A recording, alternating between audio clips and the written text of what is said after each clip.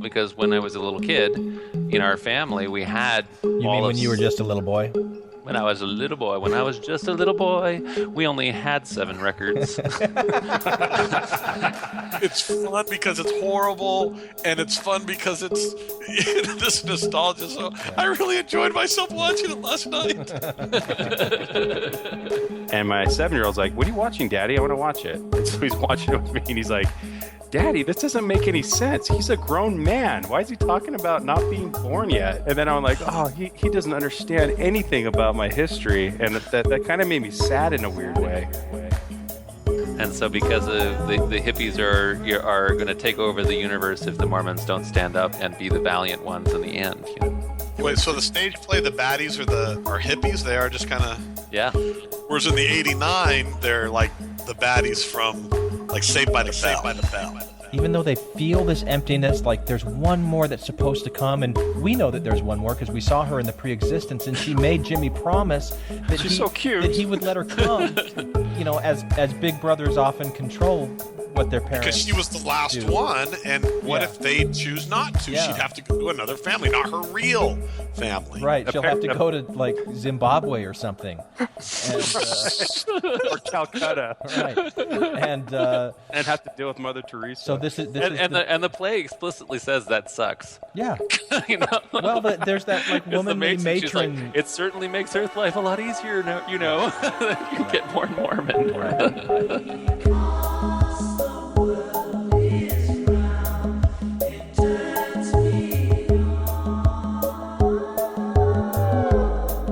Welcome back to Infants on Thrones. I'm Glenn Ostland, and this is episode 609, which is a throwback to episode 169 that was originally released March 29th, 2015, nearly 5 years ago. And in this episode, you have myself, John Hamer, Randy Snyder, and Matt Long waxing nostalgic about Mormon doctrine put to music. Saturday's Warrior. Let's just get right to it. It's a fun one. I hope you enjoy this little jump into the time capsule.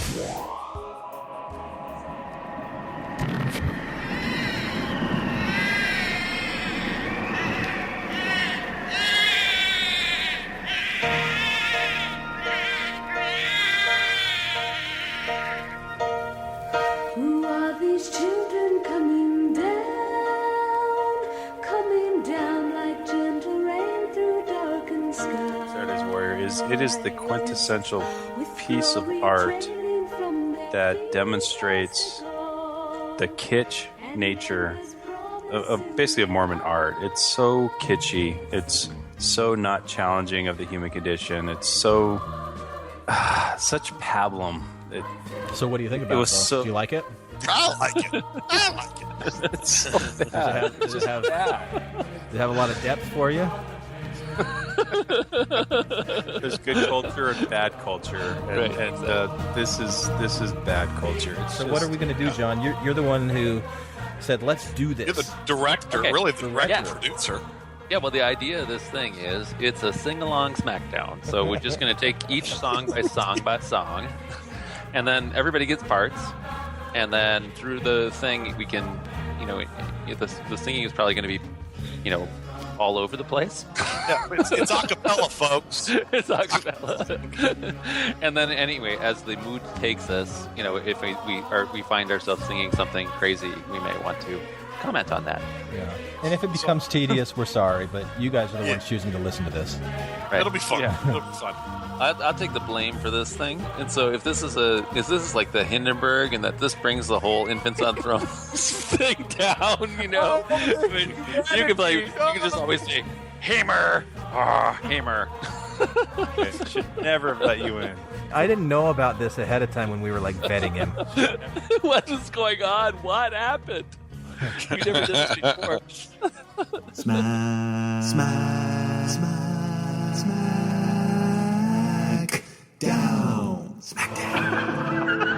This is Infants on Thrones, the philosophies of men mingled with humor. We are the Quorum. So do we want to give any background as to what Saturday's Warrior was or is, who wrote it, what the whole cultural phenomenon of it? It tells you in the movie, in the Star Wars-like scrolling. Long ago, in a galaxy far, far away, there was a really shitty roadshow. Yeah, that's really what that 89 recreation is. You can find it on YouTube. Yeah, doesn't it say something like hearts were touched, lives were changed, children were welcomed, or something like that? It looked like something from Sesame Street in slow motion with the kids in the playground and on the swings. And... Oh yeah, then did you notice? What's the naked guy in his face? Yeah, right. First of all, everybody's got tank tops on. Yeah. Everybody, And then they've got a long-haired guy, a shirtless, long-haired guy with a bandana on, like kissing a baby. It's the weirdest image. It looks like awkward family It's awkward family photos. Yeah. That you see it at Sears photo, the photo place. I guess one of their examples. But it's hard for me to watch that 89 or to even listen to the songs on the 89 because I grew up, and I guess it was really my late teens and on my mission that I really fell in love with the Saturday's Warrior soundtrack. But it was the 74, I think, the original cast recording was one of the only things that we were allowed to listen to on my mission. And I don't even know if technically we were allowed to do it or if we just said that we were. But so I listened to that all the time and had this huge voice crush on the girl who sang the Pam parts. And so like the 89 cast doesn't really hold a candle to me to the original. Right. But and I'm in the same boat as you. So when I knew the 70s. Who was your voice crush on, John? Oh, I didn't have a voice crush. Okay. I mean, in terms of not knowing I've never seen the video, the 80s video. And every time I listen to the soundtrack of that, it always upsets me because I know the other one so well. Because when I was a little kid, in our family, we had. You mean when you were just a little boy? When I was just a little boy, we only had 7 records, and that's all we had. Brothers. No, I mean it was the soundtrack to The Sound of Music, to Fiddler on the Roof, to Saturday's Warrior. The first thing that we ever had that was rock music was my sister's got Michael Jackson's Thriller on an album. That's awesome. So really, we had nothing, And so anyway, this was just one of the very few records that we listened to constantly, and so I know every word of this thing. So my Saturday's Warriors, I never heard of it or really listened to it at all until my mission, and then on my mission, it was the only tape, the cassette, in the first apartment that I was in, and I was so starved for music after going through the MTC, and they tell you can't take any music in that I just listened to it non-stop. And then at the next apartment, we had the video, and we'd watch. So the first little bit being exposed to it on the soundtrack, and then it went to watching it a couple times a month on the mission. So the 89 stage player, the movie, is what I'm most familiar with, but it's isolated to my mission. Loved it. I've probably seen it now many dozens of times. But you also enjoy, like when you watched it in preparation for this, you enjoyed it. I did. It makes you such a freak. It did. So weird. It's so disappointing. If at all, it got better because goofiness of it, because I'm both laughing at it and genuinely enjoying it in this weird nostalgic way. Yeah. So it's fun because it's horrible, and it's fun because it's this nostalgia. So I really enjoyed myself watching it last night. I forced my wife and my daughters to sit down and watch it, and they just kept looking at me like, what? And I said, hey, we have spared you hours and hours and hours of having to go to church, so you can sit here and just watch this for an hour or two. All right, well, that was a trade-off. It's like an hour and 55 minutes, which I was shocked that it was that long. Yeah, I wasn't. And it feels like 2.5, 3. It does feel long. I'll say that. Well, just imagine how long this podcast is going to be. Right. Yeah. You're in for it, folks. You're up. Were you going to give your background, Randy? Yeah, so the story in my family, I'm one of 7 kids, and so my oldest Are brother. these children? Oh, go. Jesus Christ. Well, 7 kids, man. Oh yeah, you're right. And this family had 7 kids, and the oldest is named Jimmy, Yeah. just like my oldest brother. Wow. So my older brother is 8.5 years older than me. So the family got a hold of the 1974 version when I was probably like 6 or 7, but my older brother was like 15 or 16, and he's always been a music snob. So for him to have and there's 3 sisters in between me and him. The 3 sisters had this fucking audio, tape on a loop in our house to the point where my brother went insane and finally stole it and hid it, and no one ever found it. I mean, he got rid of the body. and then that became family lore that Jimmy stole the Saturday's Jimmy. War. Like Jimmy, oh Jimmy, Jimmy, we love you. Why have you Jimmy? Remember your promise, Jimmy. Our sister Kelly won't be bored if you don't. Why? Down this path. So then, now I got then I have a baby sister who's 8 years younger than me. I'm the 5th; she's the 7th. My parents really slowed down having kids the last 3. Instead of every other year, it was every 4 years. Because Jimmy was giving him so much shit for it. Yeah, probably. So my little sister gets a hold of the 1989. And remember, this is when I'm like a junior in high school, and she plays that 89 play that we watched in preparation on a loop. Like, she did the same thing with Little Mermaid, but she did it with Saturday's Warrior. And I knew that lore of Jimmy, and I'm like, I'm doing it again. So I stole it from her, and I got rid of the body, and I never found the body. And so that was kind of that. And then, Glenn, remember? Where's the Little Mermaid tape? I don't know. I probably did the same that. She was insufferable with having to watch something over and over and over again. And so then, fast forward when I'm a father, and my at the time 7-year-old. We come home from dinner, and I'm just feeling nostalgic, and I pull up that play, and it's the pre-existence scene, of course, because that's at the beginning.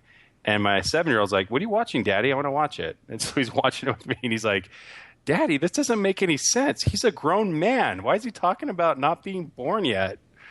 And then I'm like, "Oh, he doesn't understand anything about my history," and that kind of made me sad in a weird way. Because he didn't get the pre-existence. He didn't get the idea of it. Yeah, to him, that's the stupidest thing I've ever seen, Dad. He's already born. He's a man. Yeah. And that's one of the things. I mean, in going through this, reflecting on it, it is crazy. Right? It is. So, in other words, when we get to that, I mean, just even the framing of this thing. But anyway, go ahead. so last night when I was like, okay, I'm gonna bite the bullet and watch this piece of shit. But Jen was out on a girls' night out, so it was just me and the kids. And I'm like, "Hey, Lincoln, remember this? You thought it was really weird. You want to watch it with me?" He's like, "No, Dad, that's too weird." And he would not watch it. He wouldn't even sit next to me when I was watching it. So let's just give a really quick summary of what this thing is about, and then launch into it. Yeah. A family is in the pre-existence. A family and others are in the pre-existence, and they're talking about how they're going to Earth, and they're preparing for their Earth life, and that they're going to be together as a family and as boyfriend girlfriend, and the relationships are going to that existed in the pre-existence will continue on Earth and then forever. And so then they come to Earth, and they're a family with a big family with problems. Well, one problem, and that's Jimmy, who's trying to figure out his way in life with his friends who aren't really good influences, and he kind of goes wayward. Yeah. And in the original, it's the friends are, counterculture. So it's essentially Mormons are seeing themselves as actual millennial warriors here at Saturday's Warrior, the end of the last dispensation. The end of the world is about to arrive, and the sign of the times are hippies, right? This is the end. And so because of the hippies are going to take over the universe if the Mormons don't stand up and be the valiant ones in the end, Wait, so the stage play, the baddies are hippies? They are just kind of... Is that how it was portrayed? Yeah. Whereas in the 89, I think I pointed out that they're like the baddies from like Saved by the Bell. And like if Saved by the Bell was trying to do a George Michael lip sync. Yeah. and for some reason, yeah, he did look like George Michael. Yeah. And for some reason, Jimmy's little brother is like a poor man's Screech. It's like a Same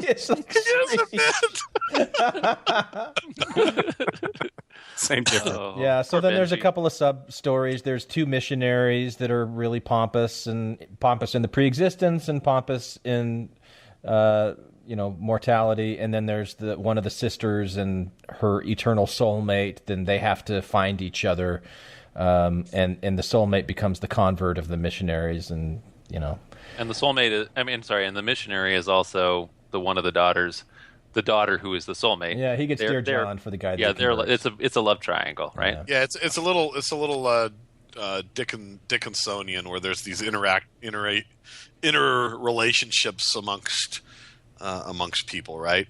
Yeah, like Tied up with a delicate bow at the end. Yeah. right. Yeah. So the love triangle is the missionary who converts the guy, loses his love of his life to the guy he converts.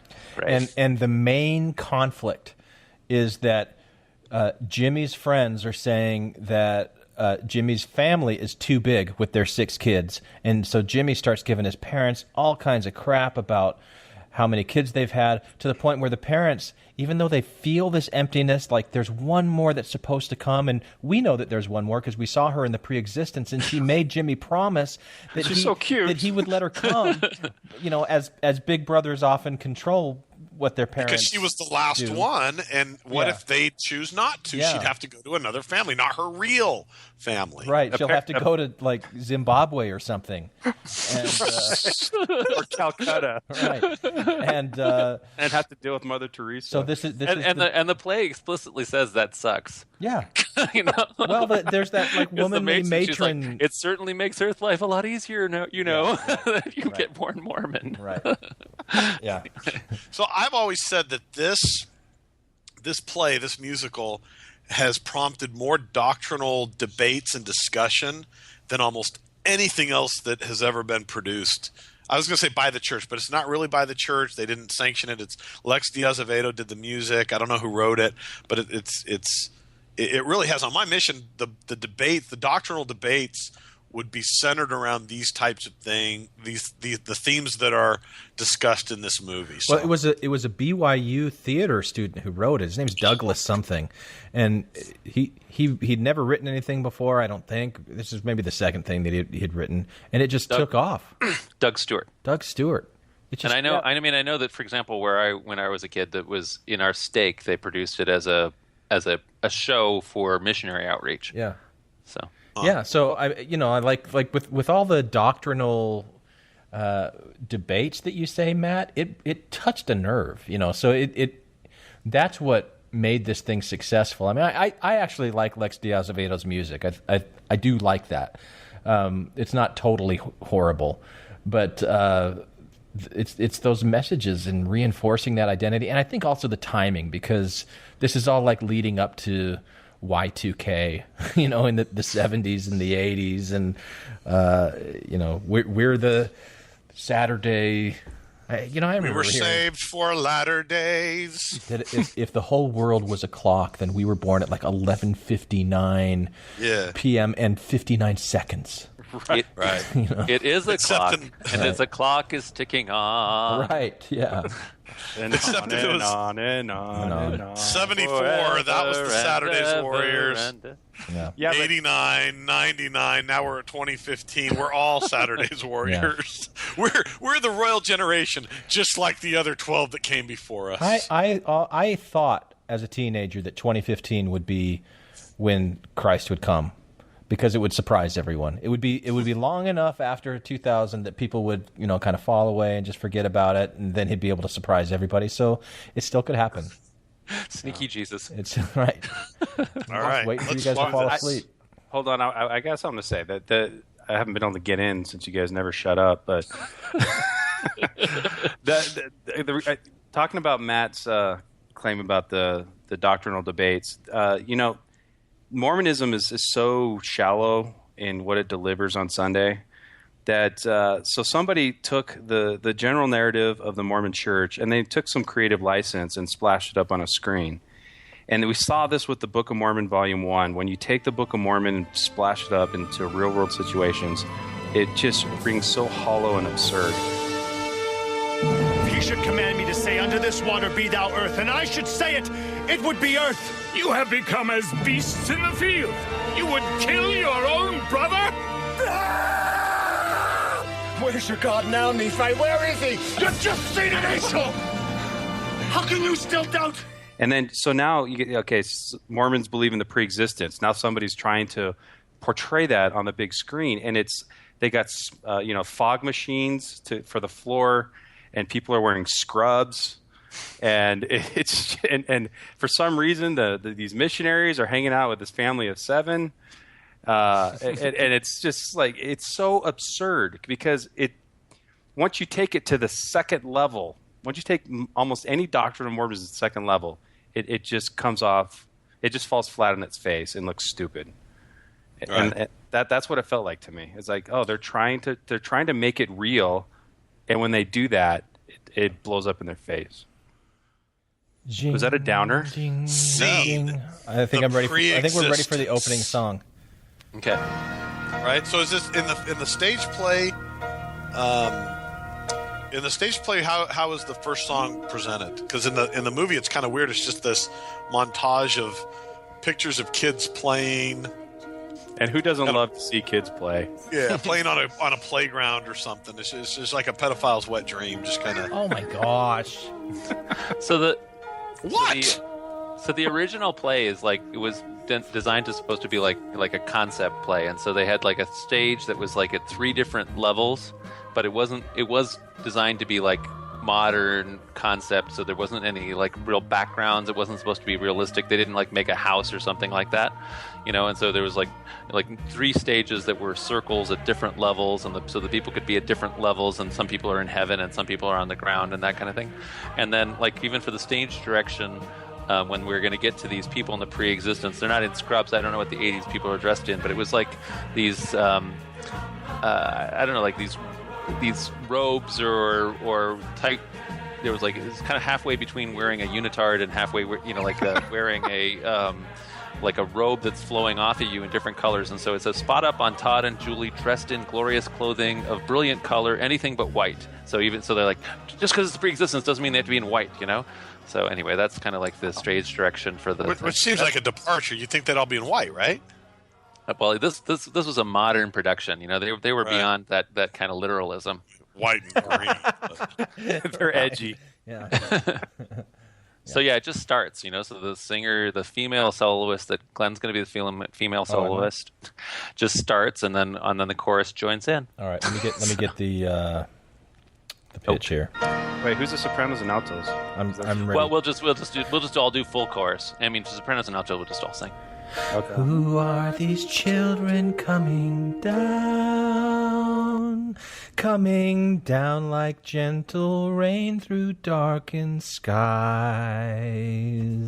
Do you want me to do it higher?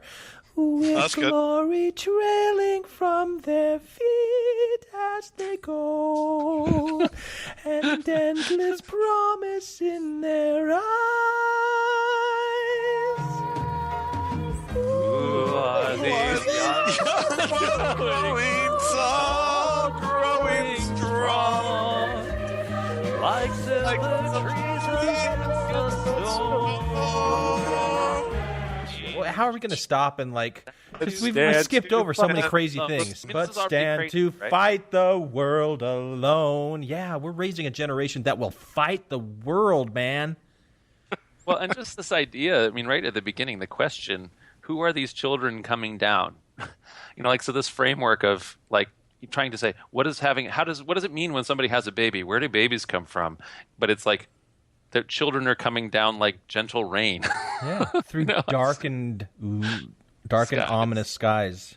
Yeah, like the kid that's born in an abusive family is coming down like gentle rain, or in Africa, or is that more of like hail? I like the image of like beam me down, Scotty. It's like pew pew pew pew pew. That was in the play. Yeah, they did. Yeah. In the movie, rather. Right. They material. Yeah, they the movie. beat The them down. movie. No? Yeah, we're gonna call the '89 one movie and the other one play. Okay. Got it. Yeah. And that, like, who will not bend? They won't bend with the wind or the change, which I think is a terrible lyric. The wind or the change. Like, that doesn't even, what is that? I don't know. But Change is the problem. That's the counterculture, right? Winds of change. This was an issue with me in my failed marriage, okay? Because, like, when I would go to therapy with that first old wife of mine, she would tell the therapist that, like, I've just changed so much. Like, I'm not the person that I was when we were married. And, hopefully it's just a phase and I'll come back to how I used to be. But I'm thinking, I've been through graduate school. I've experienced the world. Like, isn't change a good thing? But there's like this value of, and I think it probably goes back to when Lehi sat down with whichever it was, Layman and Lemuel, and said, if only you were like this mountain, firm and unchangeable in the ways of God. It's like, if only you were like this wadi, ever flowing, and the wadi never runs out of water, and it will flow forever into the Red Sea without ever drying up, because wadis never dry up. Yeah, right. Yeah. I once got into an argument with a TBM girl that I grew up with in the ward, and she hated my guts because she thought I was spreading seeds of doubt amongst all our former people that were in our ward. And she just attacked me like a witch from an alley and jumped on my back and started scratching and clawing on me. And I wasn't even talking about religion. I was talking about politics. And she tried to use it against me that I had changed my mind. Right. Wow, that's interesting. Yeah, that's an indication that you're weak. Yeah, because exactly. Just like the lyrics of the song here, you know, because your first impression, you didn't stick with that, upon reflection and learning more. Because that's virtuous to just stick with the first thing you learn, right? And so stubbornness becomes this virtue, and like a lack of willingness to really try to listen and learn and empathize with other people that have a different perspective than you. That's all slippery slope. Tricky. That's throughout the lyrics of this whole thing. Yeah. That's just sung home. Yeah. It's the change of the world. The world has progressed, and you stand firm to fight the world alone. Yep. But you also see it in politics when a politician, like, at one point in their career is pro-life, and another point in their career they're pro-choice. They're called a flip-flopper. So you see it in American culture too. Yeah. Politicians aren't allowed to change their mind. Well, the concept of conservative is kind of funny. It's like, no, we want things to be like they always were. Yeah. It's that the idea that progressive is a pejorative or that liberal is a pejorative, and as you get a little older, you think, well, I think I want to progress as I get more information, and those who reject it, that's really a reflection on that. That was definitely a paradigm shift for me when I went, oh no, to change your mind and grow and progress and learn, that's actually more of a value than to not. Right. That was a recognizable paradigm shift for me. But do you know who these people are that are coming down? Do you know who they are?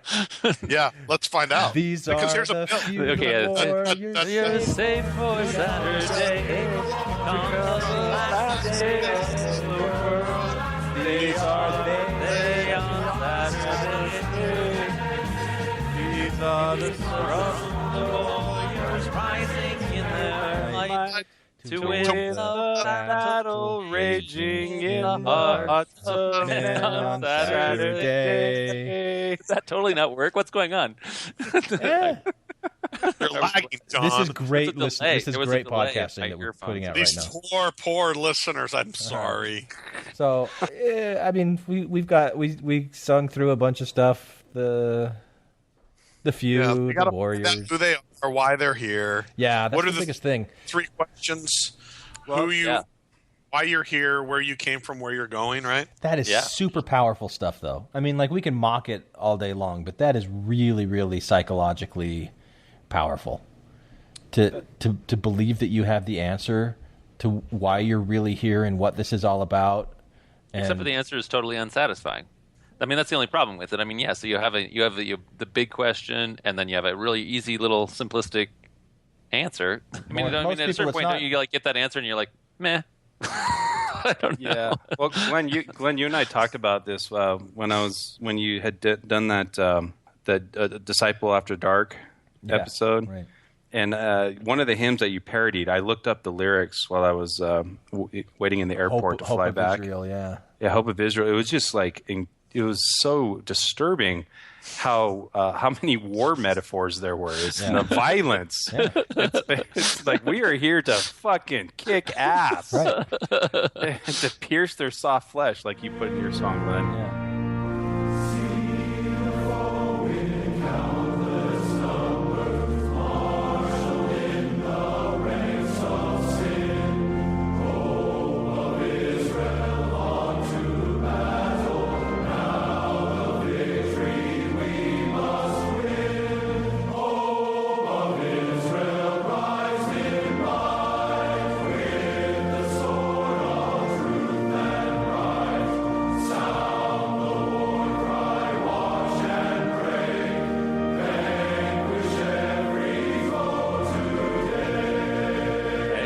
Song right here is warriors, fighter, might and win, battle raging. Well, the next part's armor. Armor. And The next line's coming up.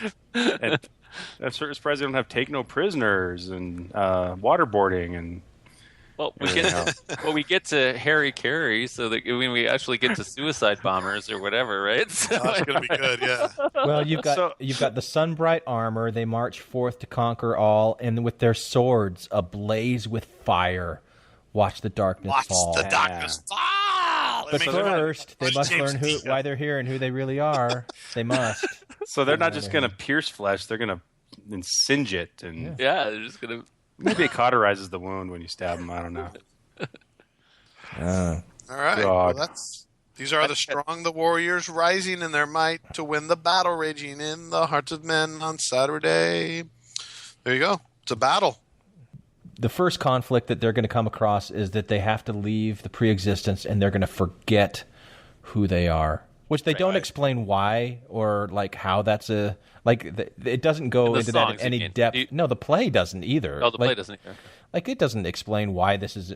Like, they talk about how dangerous it is, but they don't say, well, why would God put us in such a dangerous position? Why do we have to do it this way? It's not interested in exploring those kinds of questions.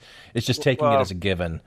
Because I, as a father, I mean, one of my responsibilities is to take my kids to a busy highway and push them out to see if they can figure out how to navigate it.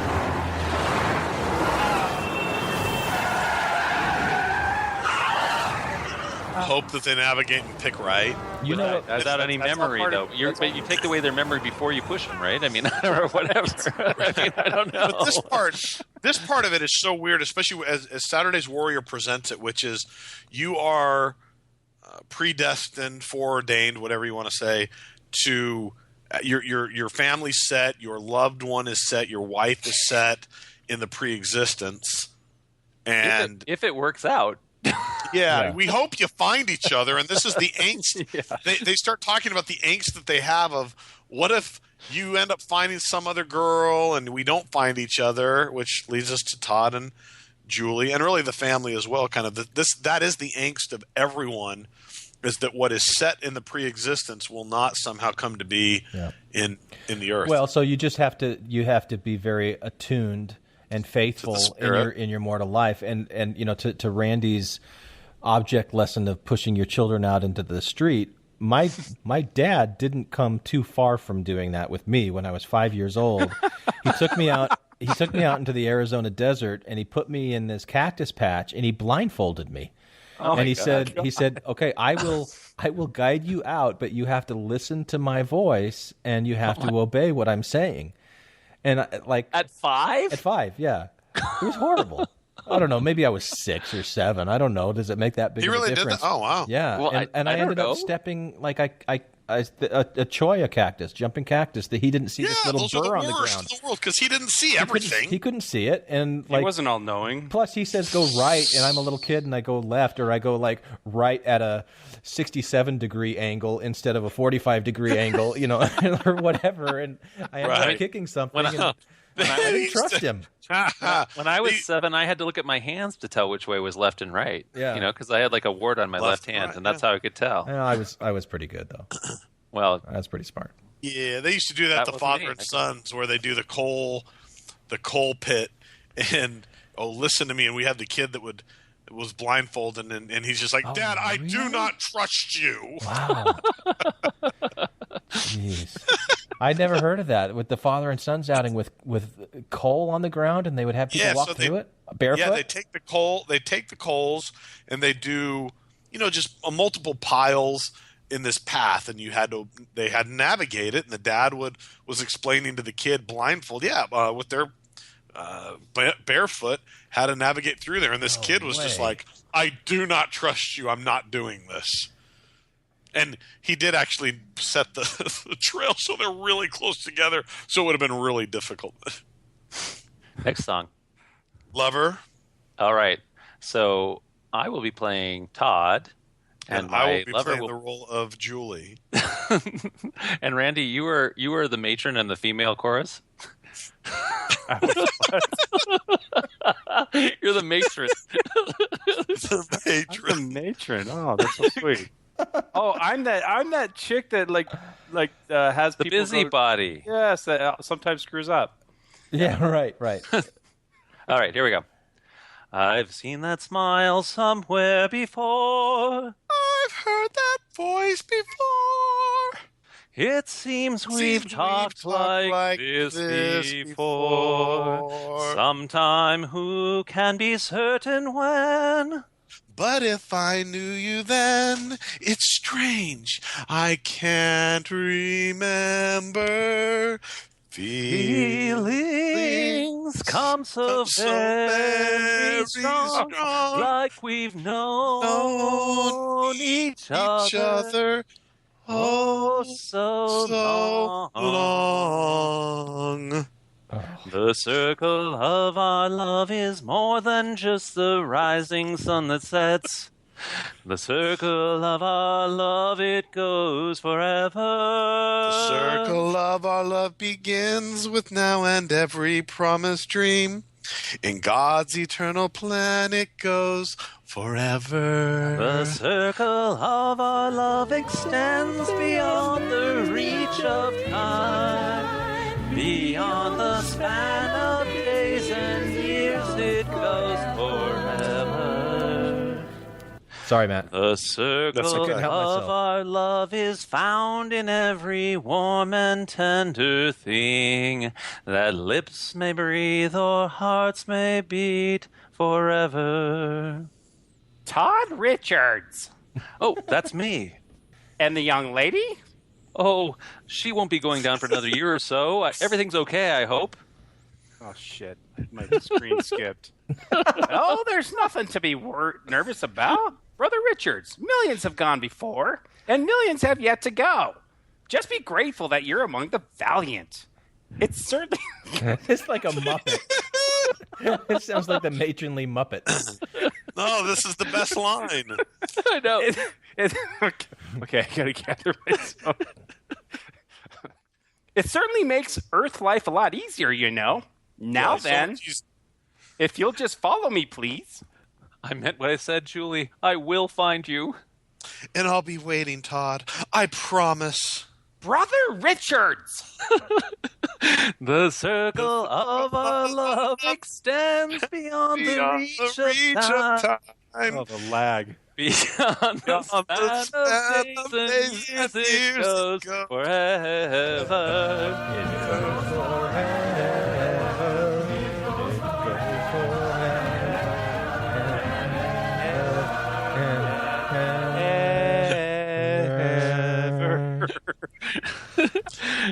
The circle of our love is found in every warm and tender thing That lips may breathe or heart may beat forever.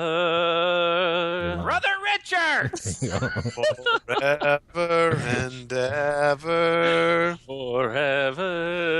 Forever and ever. Forever. Forever and ever. Forever. And ever.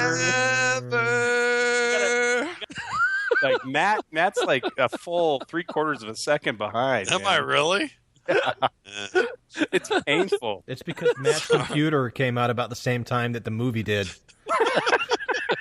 That's not entirely true. Yeah, it was an 89 He's got an Apple IIc. something. I don't know. And this is when you talk about debates. We had some of the most intense debates on the mission about this right here, whether or not the woman that you were to marry was, whether you were predestined or foreordained, whatever the hell the Mormon concept is, predestined to marry that woman, and how critical it was to find the one. And that's what this reinforced is the idea of there is one, and you better choose correctly, damn it, because otherwise you've screwed everything up. And that's totally contradicted in the Miracle of Forgiveness. I read Miracle of Forgiveness because I couldn't stop masturbating on my mission, and there was like at all. Like I was masturbating all day. Wild tracting. How did you eat? I don't know. I got a lot of blisters though. He got semen on his Cheerios. But oh man, this is so bad. Thanks for taking that to the next level, Matt. That's what we needed. Yes. Anyway, Spencer Kimball's totally, I'm going to use the word air quotes, debunked the doctrine that there's one person for every one other person, and said that any one man and any one woman, and of course, sorry, Hamer, no gay people. No, I'm familiar with the Miracle of Forgiveness. Where? John still hasn't stopped masturbating. And the gays? Is that what you're telling me, Randy? Yeah, boy, I don't know how I'm not gay with how much I masturbated. But any one man and one woman who are righteous enough can create an eternal union.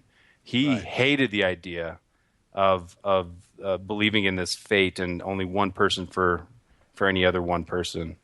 And I think it's a damaging idea. It's a damaging concept that was perpetuated by Saturday's Warrior, where just because it created this expectation both before and after being married that this not only is the person that I chose in this life, but this was the person that we were together for eternities before, you know. But it's a very like romantic thought, and you know who's going to be the wet blanket when you've got a potential spouse who's totally in love with this idea, and you're like, it's probably bullshit. Like, all right, I'll find somebody else. This is where you need to put in Tim mentions if I didn't have you. I'd probably have someone else. Some of them would be equally nice, or maybe not as nice, but say. I'll get right on that. No, you won't. It's a good song, dude. I'll send you. I'll send you the YouTube. Don't placate me. This is going to take forever. I know. No, it doesn't matter. We're Jimmy and Pam. Here they go. Because we go from boyfriend girlfriend. Yeah. Yeah, we go from boyfriend girlfriend now to the nuclear family. Was it a little creepy? I mean, like talking about that '89 movie. They're like got this Saturday Night Live version of Donnie and Marie going on here, where they're like a little bit too familiar with each other, and their like special sign is like tapping each other on the inner thigh. Yeah, that was a very intimate move. It was very, you say Donnie and Marie. I was thinking kind of the Greg and Marcia from the Brady Bunch movie where they're kind of hot for each other. It's kind of like that. Yeah, but they weren't biological brother and sister. What? Yeah, Greg and Marcia weren't. Yeah, right. Yeah, Pam and Jimmy, Jimmy and Pam are womb mates. It's like in the Saturday Night Live of the Brady Bunch, where the Jan is said, when they meet up with the Partridge Family and they're like, "We're all lovers. Is that what you want to hear?" I don't remember that one. I guess I'm too young to remember that. What do they call it when you combine two episodes? Anyway. Oh yeah, crossover or whatever. Crossover, yeah, the crossover. I never saw that one. So this next song, I don't know. We'll maybe like pick excerpts from it. We'll go ahead and perform the whole thing. But this is when the family, still in the pre-existence, they're lamenting all of the horrible afflictions that could beset them upon their venture into mortality. And so we've got Jimmy. It starts with Jimmy and Pam. Okay. I want to sing Jimmy because it's my brother's name. And Glenn, why don't you sing Pam? Forecast. It's only appropriate because my brother's name is Jimmy, and Glenn had a crush on Pam. So Yeah. I mean, Oh well, that makes all the talk about. Thank you for that logical explanation, Yeah. Randy. It was preordained. right? Exactly. Go, Randy, go. What'll we do when the going gets tough and the journey is rough? What'll we do? Courage take, for goodness sake. And when you're out of courage and we're ready to break. We've got a father and mother, sister and brother, pulling together, we can work it out. What'll I do if I stutter a lot and it's hard to talk?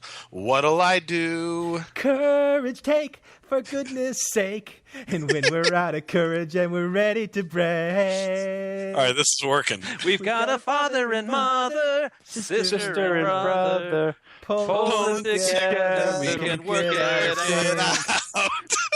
Matt, your lag is killing us, man. Well, this part's Matt's part. Go ahead, Matt. All alone, we just can't make it. By ourselves, we fall behind. If we lift and pull together, we can help each other climb. What'll I do if I'm scared in the night and I shiver with fright? What'll I do? A piece of cake, for goodness sake. And if goblins try to... Oh, God, I don't know this part. If goblins try to get you and you shiver and shake, you just climb under the... You just climb under the cover. You yell for...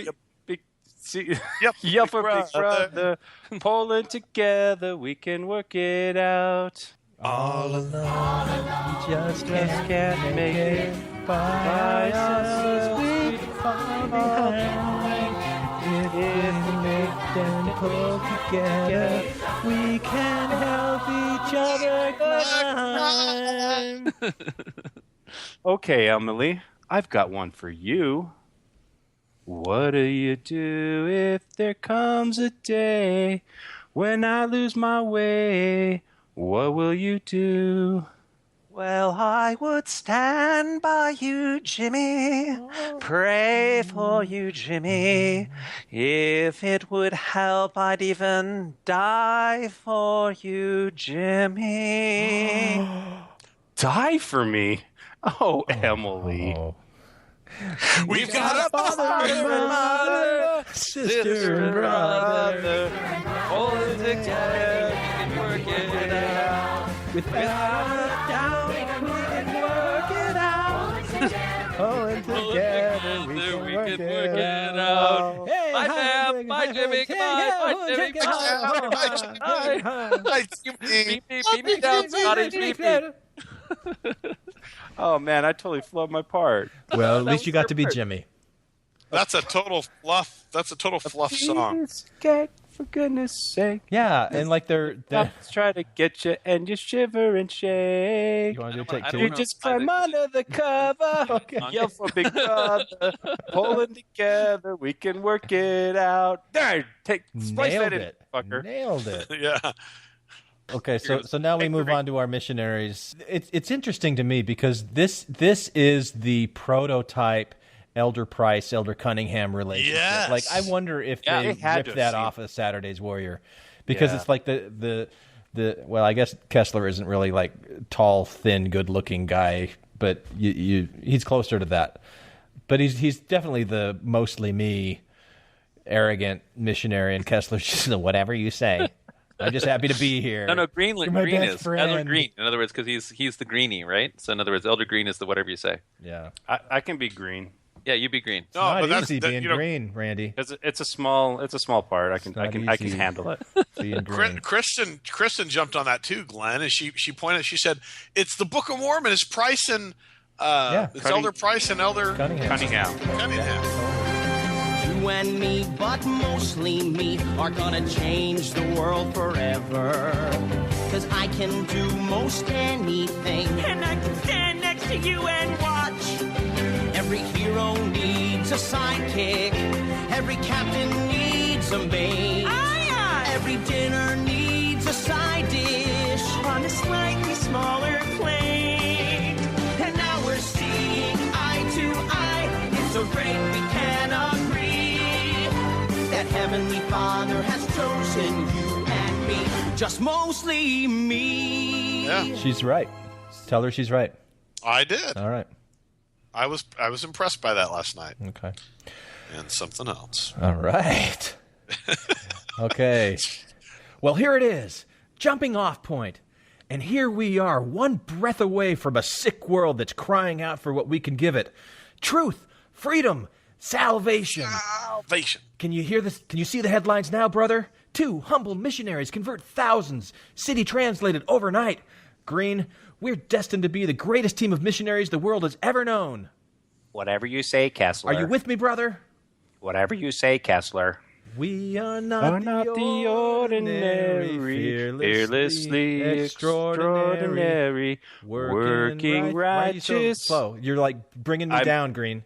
Why don't you alternate? Like we do a pretty good job of this, but it's mostly me.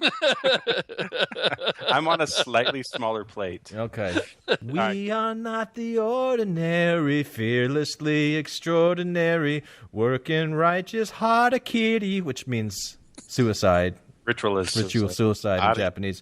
In a humble way.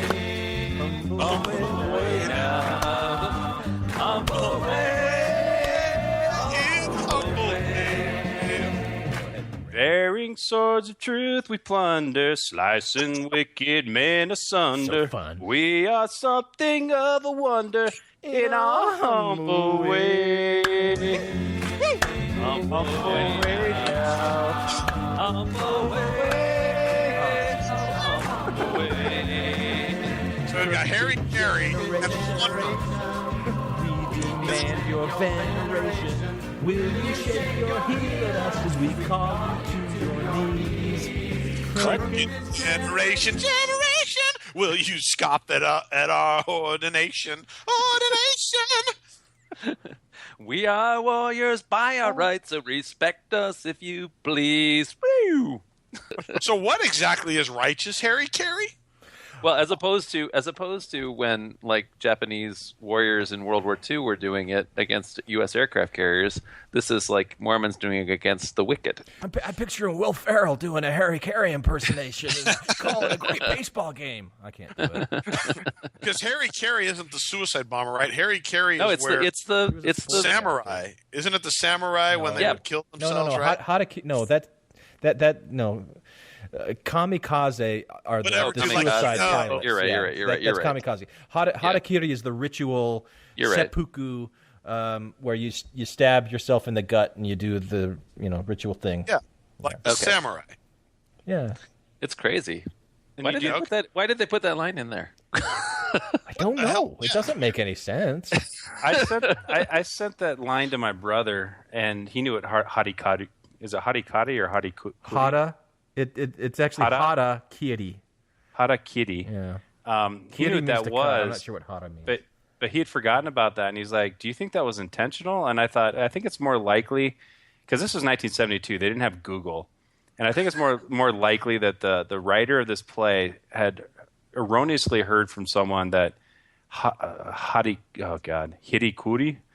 Harry Carey, was just like the most was just some kind of way of showing how devoted you were to your faith, and he just ran with it, not ever vetting it or going to a because back then you have to go to a library and try to vet it. I thought you were saying that your brother just ran with that speculative theory.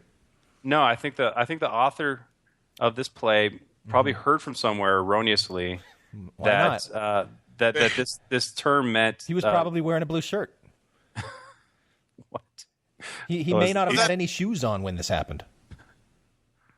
What are you talking about? I'm saying, like, you're ascribing motive to this based on what? No, I'm speculating. No, Am I not you're allowed to repeating your fucking brother's speculate? speculation. No, So why not speculate that he was wearing a blue shirt? Okay, I won't do it then because I won't speculate ever again on this podcast.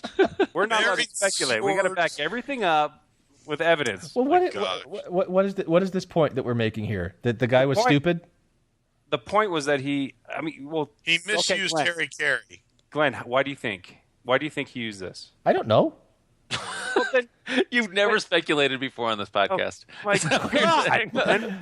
Of course such a not. fucking wet blanket. I'm just tired, man. It's almost midnight, and we haven't even gotten out of the pre-existence yet. We're not even out of the pre-existence. We're not even out of the pre-existence yet. We're splitting hairs over harakiri. Okay, No, you're fucking. We're never going to get out of the pre-existence unless we sing the next song. All right. What is that sound rising up from the world? The sound of a clock ticking on. With hours and minutes I've yet to meet in a life that soon will be gone. Soon will be gone. Soon will be gone. Oh. Tag. What is that sound rising up from the world? The swell of the tide at the gate, where children set sail without knowing too well that the time is growing late, growing late, growing late. Whoa. I'm sailing on, I'm not a stranger. My faith will ride through wind and tide and stormy sea. I'm sailing on out of the harbor. There is a distant lamp that lights the way for me. I hope they hold it high so I can see. I'm sailing on.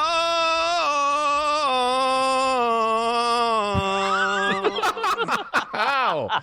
Nailed it. Randy. What is that sound rising up from the world?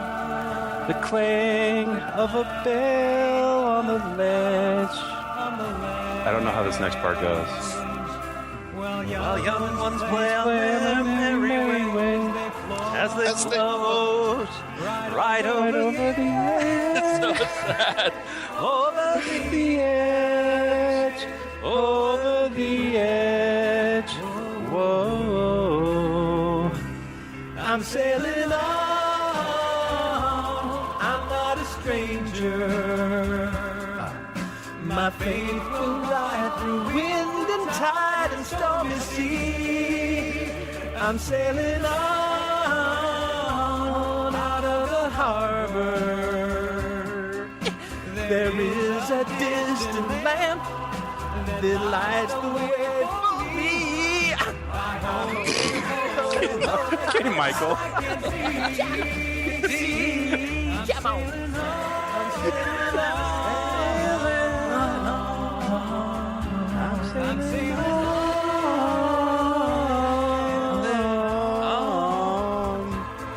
I'm sailing I'm sailing on. What the hell did that thing even say? He's sailing. Yeah, he's getting ready to leave the pre-existence, and he knows that he's gotta find some spiritual lighthouse that'll guide him through the him. darkness of the light that he's I about love to it enter. though, because at the end, like where young ones play on their merry way as they float right over the edge. Yeah. It's just like the edge of As the they're world. as they're leaving Flat Earth baby, and they are floating off the side of it. Is that what it is? Is the flying off the side of the world, or is it as they're leaving the pre-existence and they're leaving the cloud and they're heading down to the earth? I assumed it was into oblivion. In other words, once you're in this life, you're down in Earth life, and you're sailing through the world, and you don't know anything about it. And if you don't see that lamp, that lights the way for you, then you're playing on your merry way, and then you just float right over the edge, baby. I mean, you are gone. in His mercy. So now we're out of the pre-existence. Yeah. And the very first scene, and this is kind of awkward because you don't really transition really well. Yeah, you go from the pre-existence to he's going on his mission. It's like, whoa. Right. Yeah. Yep. They're adults now. Forget about childhood. Yeah, actually, the pre-existence part had somewhat of a narrative flow and progression, but this part, it just gets really disjointed. Like, there's several scenes right after scenes that just don't flow into each other very well. Right. Yep. Yeah. No buts about it, Julie. A guy's got to know these things. Will you wait for me? Will I wait for you? Will I wait for you? Will I wait for you? Will I wait for you? Oh, God. Oh, Julie, yeah. You're listening to it in the background. Who's listening to I it? am listening to my Wally Kessler. You ought to be ashamed of yourself. I've given you the best years of my life. I've stood here through it all. Through short and fat and tall. Through thick and thin and rain and snow and ice. And now you question my integrity. Now is that any way to treat your future wife? Doesn't morning wait for the sun to rise like a birthday waits for a big surprise, like a baby waits for a diaper change? And it was at this line that my wife looked up from Pinterest on her phone and said, "Did they just say wife waiting for a baby or a baby waiting for a diaper change?" Oh, Exactly. This is so sexist. She was just so annoyed. I loved it. I love it. It is. This is. I never picked up on the sexism, but they're right. It is amazing. You never picked up on the sexism? I just want to be the best wife in the world. I want to be the best cook, the best cleaner. Right. I mean, that was awful. Yeah. Yep. Doesn't laughter wait for a joke that's good, like the big bad wolf for Red Riding Hood, like a cowboy waits to be home on the range? After all, I don't even know. So you guys know this. All I've said and all better. I've done to prove my love is true, and now you ask if I'll wait for you. Well, Doesn't mother wait for the bread to rise, like a burger waits for an order of fries, like a chicken waits for the eggs to hatch. Julie, this is like a fucking burger ridiculous. All I'm asking is, will you wait for me? Last call for passengers boarding flight 231. Well, this is it. Oh, Wally, I will wait for you. Swing? If they should torture me with ants and torture me with ants in my vagina and leave me to dry in the sun, I will still be true. I'm writing what John wrote, or I'm reading what John wrote. What do you want from me? Yeah. He is exactly like Ron Burgundy. You stick that thing on the teleprompter, he will read it, people. Yeah, right. Didn't Alice wait for a wonderland? Like Captain Hook did for Peter Pan, like the alphabet waited for the letter Z. Fear and tremble, you sick and depraved world. Elder Wally Kessler is on his way.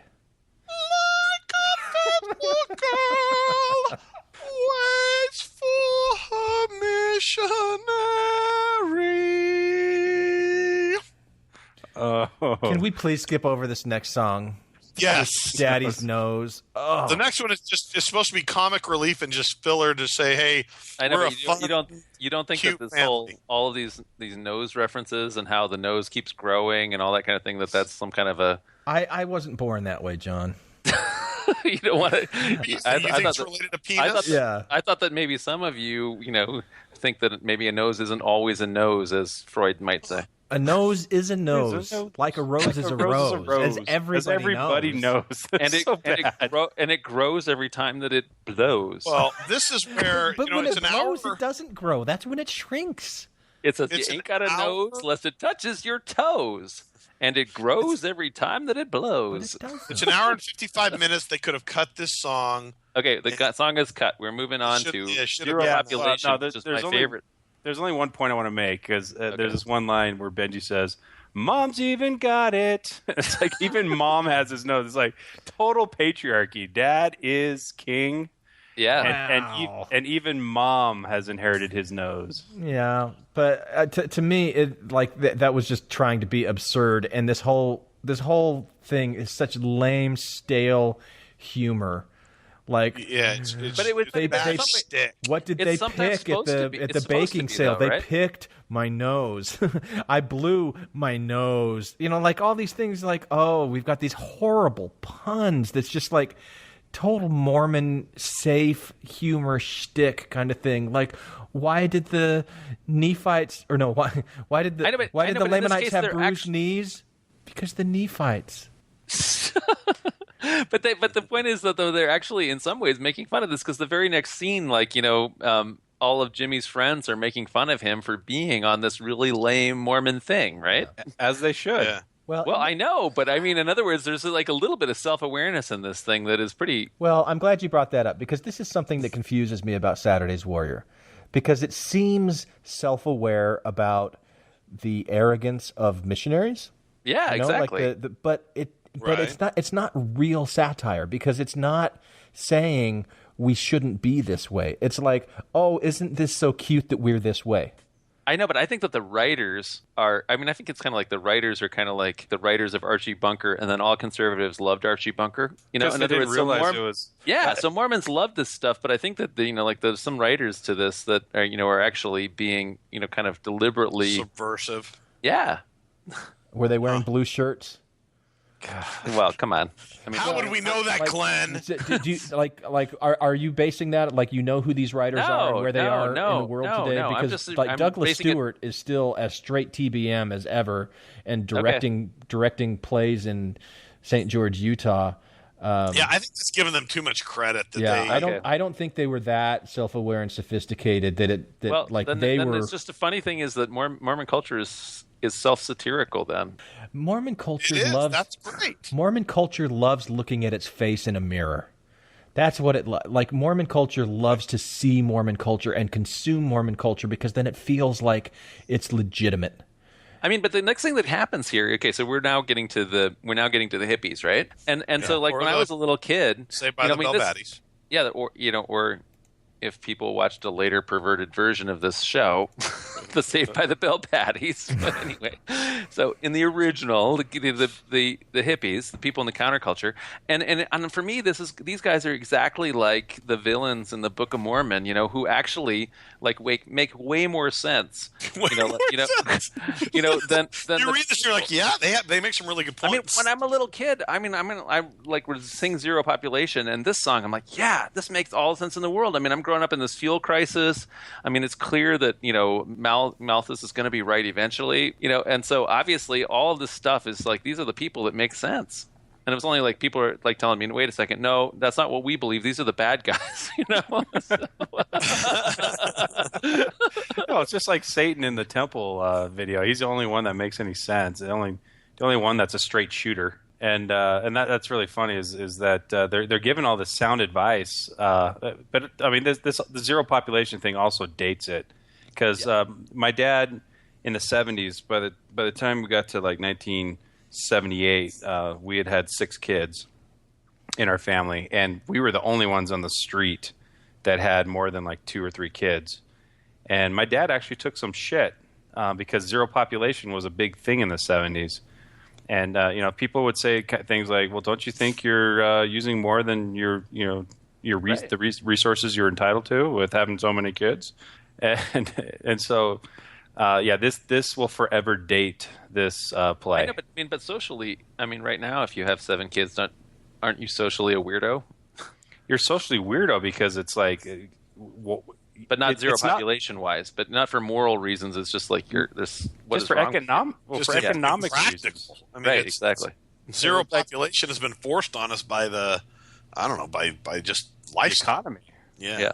We're not on farms anymore. We're having as many kids as possible as an asset. Right. It's a total liability. So, like, even Mormons, and this kind of bothers the brethren with some of the recent talks. They're worried about 2 things. First of all, Mormon kids these days aren't getting married as early as they used to. Second of all, they're not having as many kids, and that's affecting the bottom line of the church. There's no doubt about that.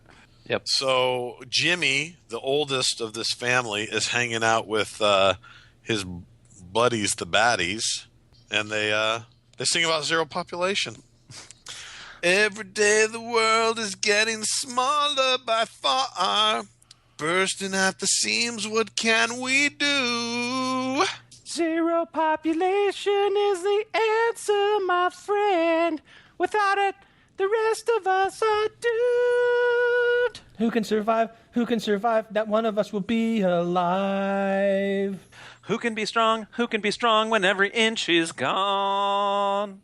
Who can survive? Who can survive? Not one of us will be alive. Who can be strong? Who can be strong when Mother Earth is gone?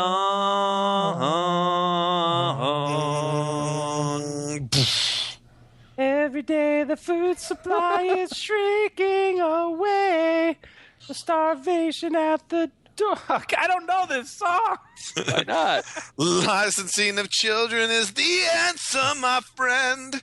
Without it, the rest of us are through. Who can survive? Who can survive? Not one of us will be alive. Who can be strong? Who can be strong when all the food is gone? Ditto. Go ahead, girl 2 and 3. Tragedy, our oil is depleting each day. Every baby makes it last a shorter time. You know what we need? Legalized abortion is the answer, my friend. Without it, there is no peace of mind. Who can survive? Who can survive? Not one of us will be alive. Who can be strong? Who can be strong when all the oil is gone? Ditto. But what about fracking? Population is the answer, my friend. Without it, the rest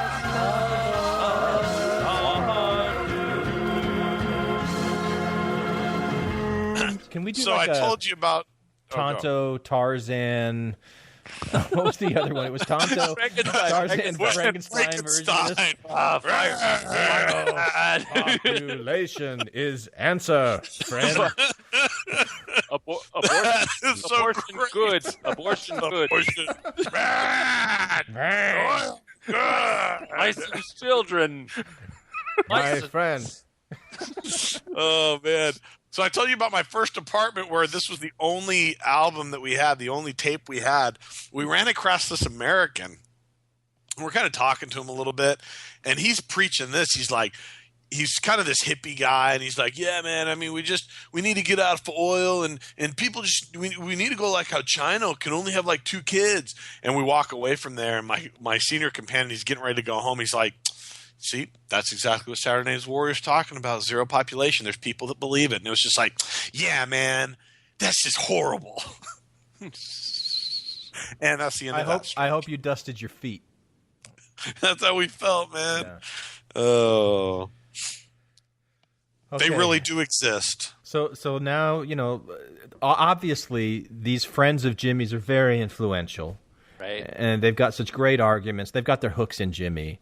As bad influences do, and Jimmy's succumbing to peer pressure, and so he tells his parents that they're stupid if they're considering to have a 7th child, which leaves the parents to wonder, What did we do wrong? Didn't we love him?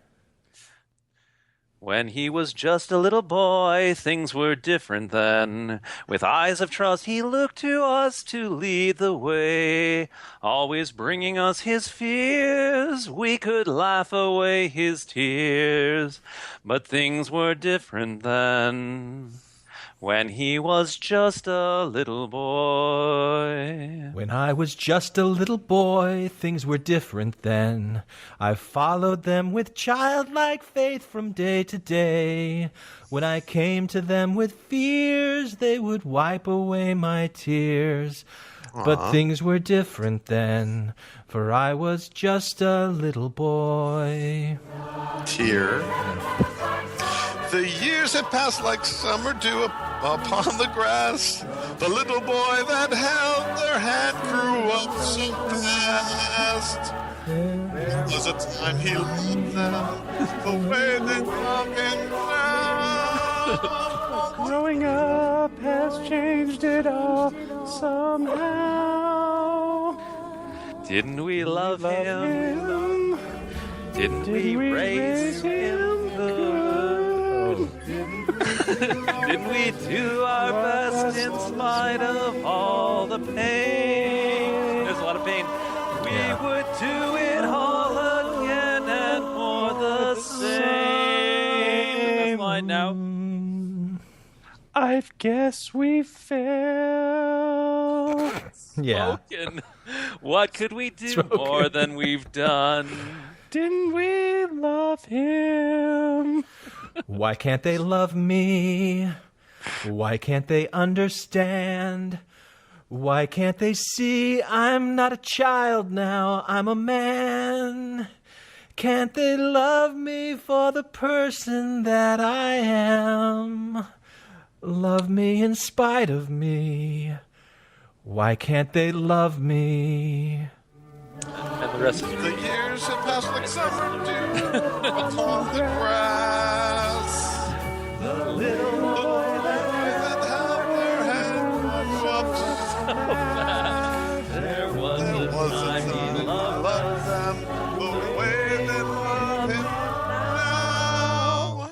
But growing up has changed it all somehow. Didn't we love him? Why can't they love me? We raise him good. Why can't they understand? Did we do our Why best can't they in see spite of all the pain? We would do it all again and more the same. Love me in spite of me. Didn't we love him? Okay. Yeah, and this is man. another one that my wife looked up from her phone. And she's like, "You've got to be kidding me," and like pointed out they expect him to stay like a kid forever, Right, like exactly. He can't This change. is so horrible. This is I mean, it's like Jimmy here this entire time is why can't they love me for the person I am? Yeah. Why can't they see I'm not a kid anymore? And then the mom, like the first sign of trouble, she's just like, well, I guess I got 7 kids. I guess we failed. We failed. We're writing this one off. I mean, it's amazing. Yeah, but what Jimmy's saying is pretty poignant. Yeah, I know. except I got to throw my mom under the bus on this one because I remember the way that she would comment on this when we'd grow it up. She hated that line, "Love me in spite of me." Oh, right, like you can do whatever you want to do and we'll still love you. Really? Yeah, we're gonna love you in spite of you. This guy's off. She wasn't quite that harsh about it, but that was the sentiment. Okay. Yeah, She so probably maybe, like I doesn't say, remember I that, always but- interpret this as being like the writers here must, again, the Mormons come off so bad in this play. So I always think that, but maybe that's just self-reflection. So I don't know. But I think that the writers thought that they were making Jimmy really impudent Oh. and selfish. Like, why can't they just love me for who I am? Like, like as if he doesn't have to conform to Mormon standards. Right, exactly. Why and- can't they love him without conforming to Mormon standards? But then a Mormon would look at that and go, "Of course you've got to conform, dude. Come on, get with the program, Jimmy. Get with the program, Jimmy." Jimmy, we Fucking love Jimmy. you. Because you know what Jimmy's problem is? Like, He wants all the answers at once. Oh, yeah. Your problem is you want all the answers at once. Excuse the example, but Sir Galahad didn't find the Holy Grail in one afternoon. It's like watching the stars appear at night. First, just one little light shines over there in the western sky, and then another, and another, until finally, well, look for yourself, Jimmy. A whole wonderful blazing universe that began with just one little star. Can I do Pam? Because this is like the one song I know. Yeah, you sing it. Go ahead. Line upon line, precept on precept. That is how he lifts us. That is how he teaches his children. Line upon line upon line upon line upon line, precept on precept, like a summer shower, giving us each hour his wisdom. His wisdom. If we are patient, we shall see how the pieces fit together in harmony. We know who we are in this big universe, and then we'll live with him forever and ever. But until it happens, line upon line, precept on precept, upon line, a shower, upon line, upon line. shower his wisdom, his wisdom. line upon line upon line. Line? Oh, Isn't it something, Jimmy? Millions and billions of stars up there and trillions more we can't even see. A whole universe of opportunity. And wouldn't it be tragic to throw it all away because we can't see it all right this minute? Line upon line, huh? Pretty sneaky, sis. no ad-libbing. I guess that's something to think about. If we are patient, we shall see.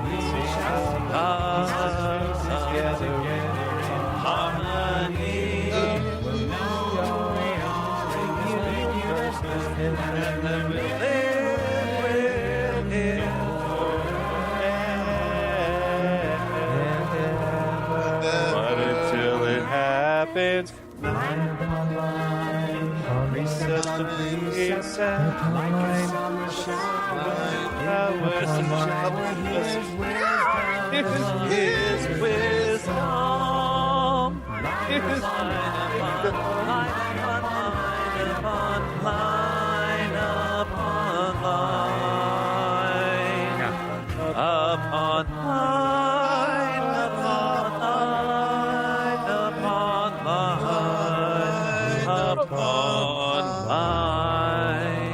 Oh, Jimmy, I feel so close Feel to you. I feel so close with my hand in your thigh. I feel you inside me.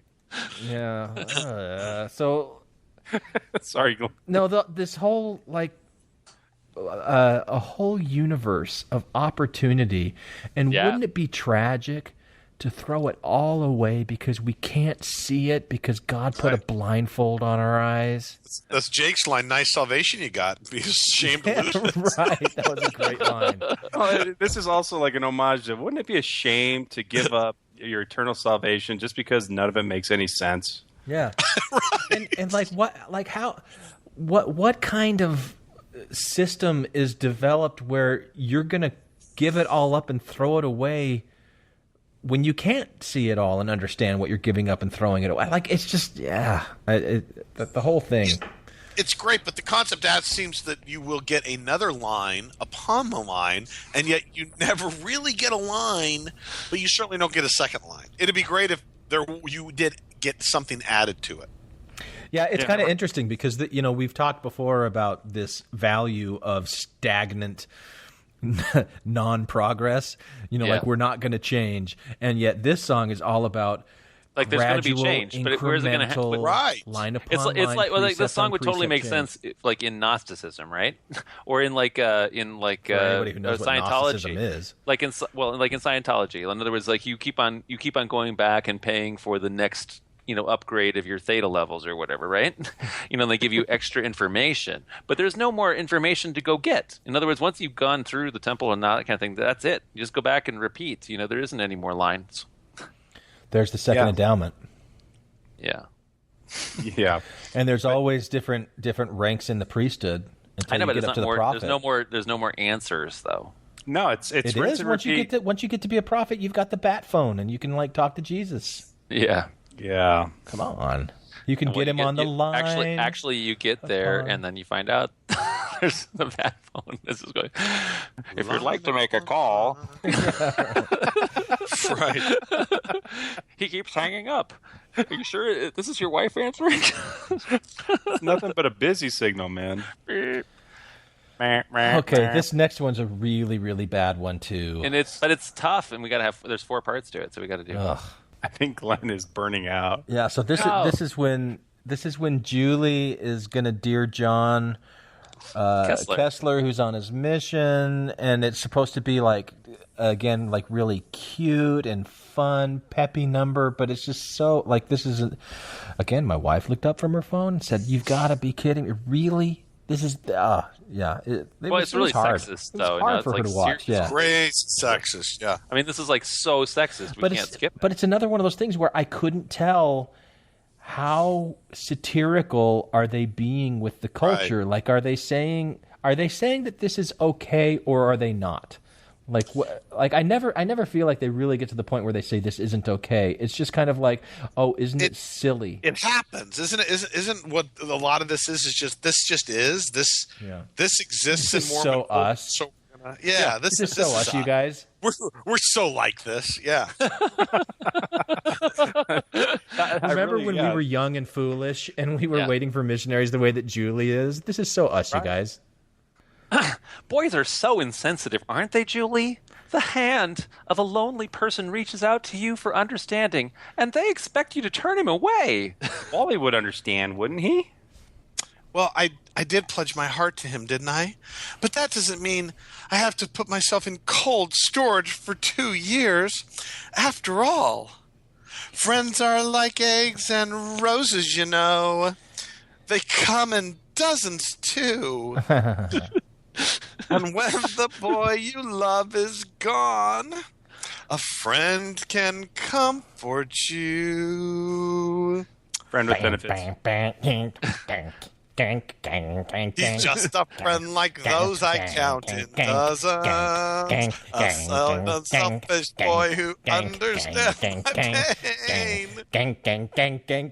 He's just a friend to friends, bitter winds of sorrow. And after all, a girl can always use a friend. It's like a dildo. He's a person I can talk to. He's a person who shares. He's a person who Shoulder to cry on. I love is gone for 2 whole years. He's just a friend like those she counts in dozens. A kind, unselfish boy who understands her pain. He's just a friend to fan the bitter winds of sorrow. And after all, a girl can always use a friend. Oh, Julie, you're so mature. Oh, Elder, I'm ruined. 2 months she's been engaged. 2 months. Maybe it's for the best, Elder. No baptisms and now this. Oh, but then what would you know about love, Elder, or the pain I'm going through? And to think I trusted her. I'll never trust a girl again. Never anymore. I'll trust a girl gently before I see the day. Dear girl, I can do only give you sorrow. You'll understand. That is why I'll never trust a girl again. Fickle women, what a menace. Look at what you've done unto us. While you're kissing, we're alone. Can you blame us if we moan? Oh, pain. Which we did do on our mission. This was like a line that we felt. Of course. Yeah. He's just a friend like those I count in dozens. dozens. A kind kind and selfish boy who understands my pain. Do I have a line here? Dear John, just friend of it to Oh, it's a can you blame us if we moan? Oh, And after all, a girl can dear always John. Yeah. that wasn't bad. Yeah. Boy. That bad? For the 5 so- listeners that are still with us, if you go to our website right now and type in the word avocado, we'll send you a prize. We'll send you $100. Randy will send you $100. This is much better since I'm almost done with my whiskey. Right, yeah. I know. I'm out of liquor. I think I need some more. My 17-year-old came down and was like, "Mom, is Dad doing a podcast?" And she's like, "Yeah." He's like, "Why is he singing and so badly?" Yeah. Yeah.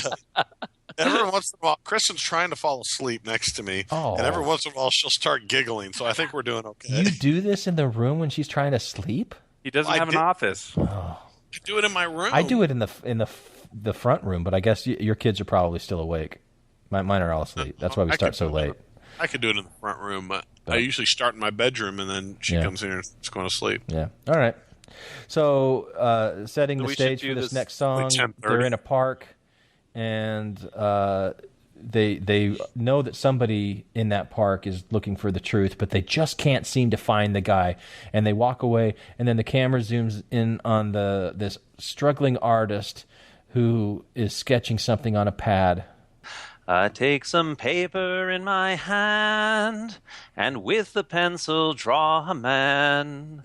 The dream of what I'd really, really like to be. A man with courage in his brow, who's licked his doubts and fears somehow. A warrior of great nobility. And go ahead, Glenn. Let's pause right here, though, because I think this is an interesting line that, this is a non-Mormon. He was not born with the blessing of the church, and so he is racked with doubt and fear, and he's just wondering, how the hell am I going to be able to lick this shit? Right? Yeah. So, but by the way, this is like your golden convert. So if you ever, had the guy who was actually asking, like sitting around wondering, where did I come from? What did I can't, and so those 3 questions or whatever. And this is the guy who's sitting there actually drawing a picture of that. I had one of those on my mission, and he drove me nuts because he never asked any questions. He just accepted everything. And I'm like, really? This isn't, you don't have any questions about this? He's like, no. You want to get baptized? Yeah. Really? Okay, all right. There you go. It really bugged me. Okay, did he steal your girlfriend when you got home? No, no. Unfortunately, no. Oh, too bad. Yeah. Okay, your turn. Go ahead. Okay, but who am I? Just a wandering kid, a cipher on the wall, not even brave at all. And where's my dream like his that I would fight for? Again, we've got to fight. And where's my cause like his that I would die for? Randy? And in his eyes he's not afraid, because you see he's got it made. The dream of what I'd really, really like to be. Matt. A tall and noble fiery youth, who's not afraid to die for truth, who's tall and straight, John, but best of all, he's free. Do you know why he's not afraid to die for truth, though? I know, but it's amazing to me that, he's tall and straight. Let's seriously, he is tall, though. I mean, in other words, like I always say, he's straight and free, but best of all, he's tall. Yeah. I was going to say, best of all, he's straight. Yeah. Well, okay, maybe so, but I mean, it's like the Gordon B. Hinckley book. It's like, stand taller, be taller. I don't know. I just want to point out, though, to you especially, Randy, that the reason that he's not afraid to die for truth is because he does have a truth-seeking brain. He's describing, he's saying, I wish that I was one of those Mormons that had a truth-seeking brain, that I would die for truth. I would die for easy answers. Yeah. Yep. Yeah, it's good. Get But who am I? Just a wandering kid. A cipher on the wall, not even brave at all. And where's my dream like his that I would fight for? And where's my cause like his that I would die for? John. But still the paper's in my hand, and every day I sketch that man who knows the truth and what life's all about. My conscience says I should be him. I guess I could at least begin. But chances are I'd probably strike out. Oh, what a Charlie Brown. Oh, Yeah. what is that ending about? Yeah, it's always such like a lame ending. Yeah. I'm just not good enough. I know, it's like Debbie Downer. Yeah, it is. Wah, wah. well, it's sort of like, like you're like these valiant warriors saved to the last day, but everybody's got a real insecurity complexes going on here, You got to be humble to accept the gospel, and I think they're trying to portray him as seeking, but totally and utterly humble, which is the golden investigator. Okay. So now we go back to the hippies or the Saved by the Bell Baddies. Oh man! And they sing "The Summer of Fair Weather." Right. Oh man! So I don't know this song very well. I'll do it. Okay, I like it. I'll be your friend. Glenn. This is the summer of fair weather. Oh, that's right. And Now. I know a place where we can get it together. Get it together. We'll get it together whenever you're ready to go. Open your mind and hear me, your brother. Out there's love and truth for us to discover. We'll get it together whenever you're ready to go. Dump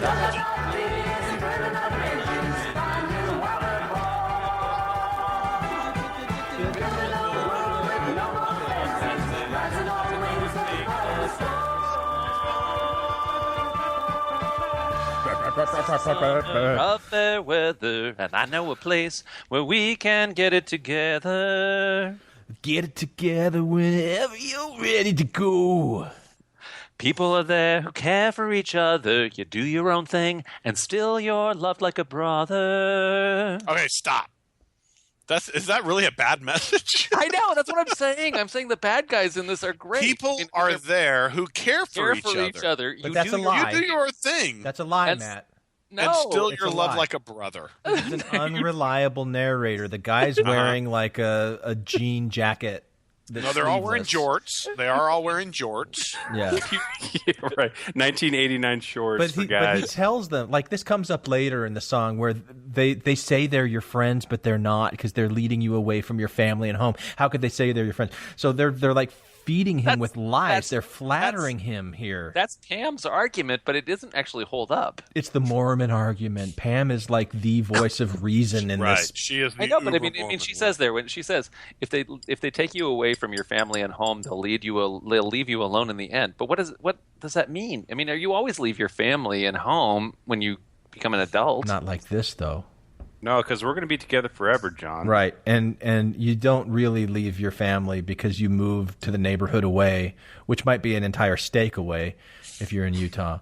But you're still like going to everybody's baptisms and school plays and things like that. And yeah, you're still together. But I think I see a parallel between this and the way that they were trying to frame Jimmy as a bad guy in the "Why don't they love me in spite of me?" You know, like you can do your own thing and still you're loved like a brother. Like, no, you can't do your own thing, you guys. You can't. You've got to follow what unconditional love is a vice. But at least It's a lie. At least Korihor at least eventually admits that he's a Satanist. Whereas these guys, I mean, they just keep on saying, "Well, we'll still love you like a brother." They never especially in the video, there's all these women that are making wanton eyes at Jimmy, and they're like, "Hey, Jimmy, are you going to come with us?" Yeah, but is Jimmy gay? Why doesn't he care? I mean, that sounds like good, right? I don't think he's gay. You said come. He the hippie thing starts making a lot more sense with the lyrics here about the whole free. It's kind of more. It's trying to highlight kind of free love type thing, right? Like whatever, you know. Yeah, we'll get it together. Is that a euphemism for we'll get it on together? No. I should think so. What else does it mean? Get it together whenever you're ready. Yeah, we'll get it together whenever you're ready. Yeah. Whenever you're ready to go. I mean, are you ready to go, Jimmy? Ow. This might be the like friends are all Freudian. girls, you know. It might be a Freudian slip there from the writers, but I don't think they meant it that way. You don't think so? But they were wearing blue shirts. You're just listening now. Yeah. We'll get it together whenever you're ready to now go. we like move on to like the Jimmy's more or less having a drug sequence, right? Yeah. So and this is one of the things I'm disappointed with. The '89 version cut out voices because I really like how I can't find it on voices YouTube. is. Oh, that's why I don't know it. Interesting. Oh man, no, this is great. This is one of my favorite songs because of, you know, the things that are tempting Mormons away are so dire and evil. Yeah. So this becomes is Todd and Jimmy singing together. Is that what it is? So this is this is when they meet in the park. Yeah, and that's in the movie. Yeah. And then no, it's Todd and Jimmy talking to each other, but then there's all of the voices of the world that are calling to Jimmy. That's weird. Yeah. So, and here again, I always just didn't understand because Jimmy kind of runs away from home. I guess we skipped that part because at some point, Jimmy, they disclose to Jimmy that they are pregnant, and in the movie, this is pretty dramatic. In the movie, he says, "Oh, great! Why don't you just drop a litter next time?" And his dad full on backhands him, just whack, and he kind of runs away, presumably runs away from home far enough to be in the same place that his sister's boyfriend is on a mission.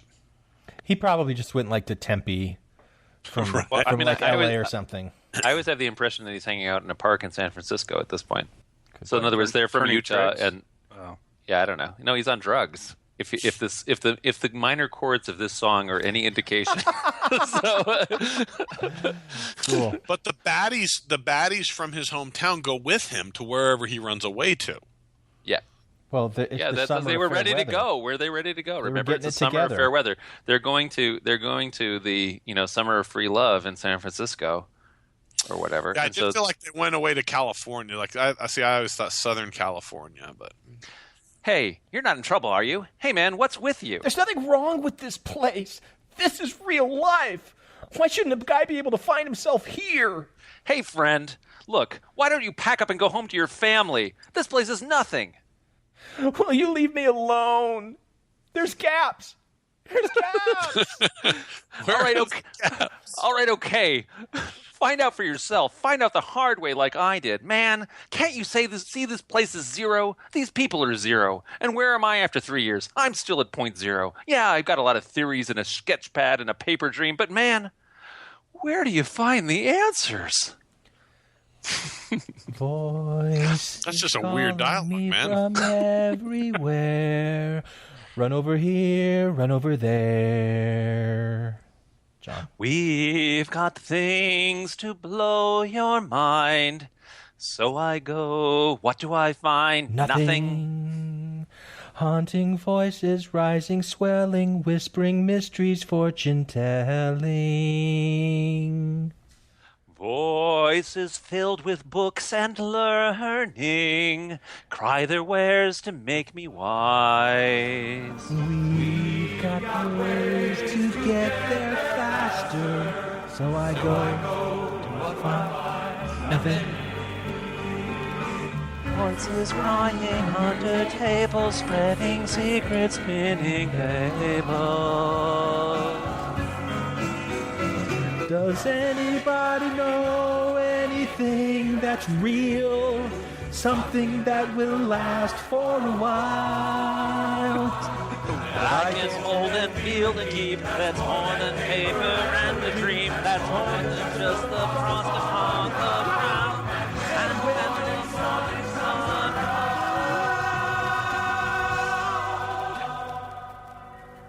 This is trippy, dude. To nothing. Voices wearing wings of glitter, calling me, beckoning me. We've got bread to bring you pleasure, so I go. What do I see? Nothing. Nothing. Nothing. Nothing. Nothing. Nothing. Nothing. Nothing. Humana.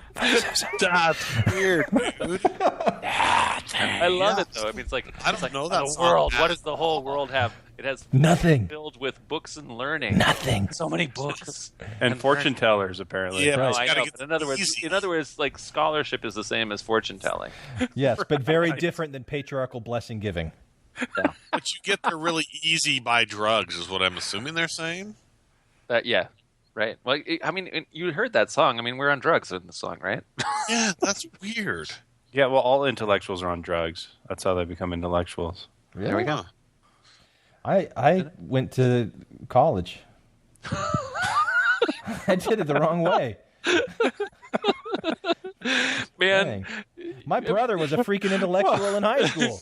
How about this? Voices crying under tables, spreading secrets, spinning fables. I mean, God, is that the temple? I mean, spinning fables. Isn't that what Joseph Smith did for a living? Was if you're spinning spreading fables? but you're not supposed to spread the secrets, Randy. They're supposed Oh, to be spreading. Right. There's penalties. Back when they wrote this, there was penalties. Yeah, There's and lots you of- know, like they take shortcuts. We've got ways to get there faster. So Like don't put study. your shoulder to the wheel and push along. Just ditch it and go for the shortcut. Yeah, I don't know. I always liked this, and that's why I was disappointed that it wasn't in the '89 version. Saturday's Warrior. I think that's Matt's favorite song that we've done this night. I love that song. Yeah. Yeah, I've never heard of it. Yeah, well, that didn't fit into the Saved by the Bell narrative that Right. was spun by... Well, that is true. Because they didn't have evil hippies and drugs and stuff. The bad guys in the '89 version. I think this was like a bad dream that Screech had. No. It's Jessie when she's taking her pills. Is Jesper one that, Is she the Elizabeth whatever that was in Elizabeth Showgirls? Berkley, yeah. Oh, okay. was she the one in the Showgirls? Yeah. I'm so excited. Did you guys I'm watch so the reunion excited. on the I'm Jimmy? so Or what's it called? The scared. Tonight Show, right? Jimmy Fallon, yeah. I saw Jimmy that there Fallon. was, but I didn't watch it. It was pretty Yeah, I funny, watched and it. I never even watched Saved by the Bell more than. Although Lark Voorhees wasn't on there. Lisa. Oh, okay. Okay. All right. Okay, so this is the most complicated song. Well, So this but is before where- we get to the song, Oh, okay. it's big time. So in the movie, and I don't know if this is on a stage play, in the movie, Jimmy, one of the baddies' girls comes over and says, "Jimmy, you've got a call. You need to call home." And he calls home, and then he breaks down. And we learn that Pam, his twin, the girl in the wheelchair, Oh yeah. The voice of reason. Yeah, she's Yeah. dead. she dies. Yeah. Yeah. His anchor. Yeah. She, I mean, she's been this woman that was just sitting there patiently. You know, she wanted to be a dancer in the pre-existence, but she's born crippled, and so she's the one that's just doesn't understand it all. But she's like line upon line, line upon line. It'll be In other words, okay. she knows she doesn't have to worry about it because she's got the perfect faith. All and she she's got ever all the wanted to reason do. be upset. All she ever wanted to do is be a dancer. So what does God do? He makes her born a cripple. What a Right. dick. No, That was the- he's testing her faith, and she Testing her passes. faith. No, Yeah. no, So I there's- agree with Randy. It was a dick move on God's part. No. Well, that was the line You in the guys- pre-existence was, "I don't care what happens on Earth as long as I can dance." Right.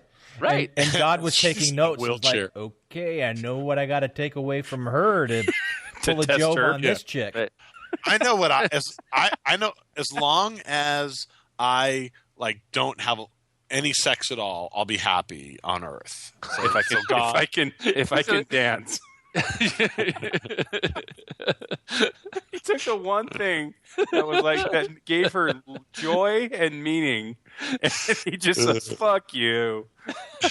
Let's see if you still believe in me if you can't dance, Yeah, but bitch. when she dies, what does she say to little Emily? She says, it's so weird. It just seems like it was such a brief moment in the whole span of eternity. But you know what? She didn't throw it away just because she couldn't see it all at once. she maintained her faith. So line upon line. Her character, she is the hero. So like for as much as you want to like bash on all of the sexist themes that definitely are in here, the main hero of Saturday's Warrior is Pam.